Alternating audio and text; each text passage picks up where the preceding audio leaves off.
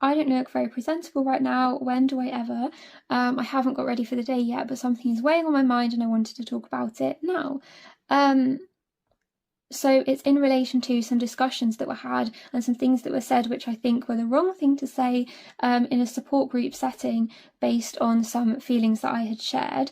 The majority of the discussions were actually very good, and it was, I had written my thoughts really well, and it was an appropriate place to talk about these kind of things. And so, kind of a bit of context about me. For the last 10 plus years, things have been awful mentally. I've tried to change some things and kind of slowly grow in some ways.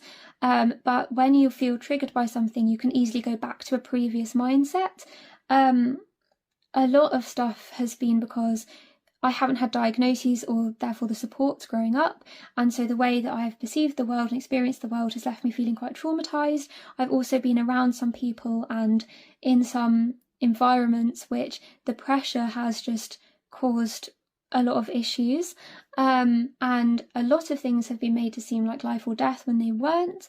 And so now when I'm faced with things that are potential once in a lifetime opportunities, I just, go into fight, flight, freeze, denial, avoiding it, even though the shame, the regret, the disappointment, and the restlessness and the kind of fear of something passing and missing it, even though it's something I really want, I know will last a lot longer and feel a lot worse.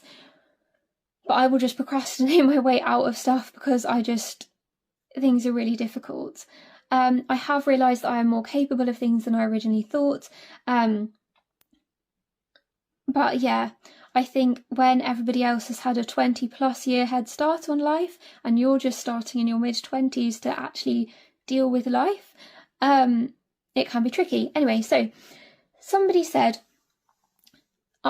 relating to kind of how I had finished things, was using their Facebook nickname, "You say that you don't think the way you experience life in the future will change much. That is absolutely not the case. There's people who have experienced significantly more trauma, myself included, who have changed their lives completely." I think that was a wrong thing to say. I said, I don't think that it's good to make trauma levels feel like a competition, because when things seem one way on the outside, you can't actually tell how that person feels inside. I also already have various diagnoses and upcoming diagnoses, so to an extent that's always going to make my brain wired to perceive things differently. So essentially, please don't compare trauma levels. I was looking for help. I wasn't looking for somebody to say they had experienced the world worse. Just putting that out there.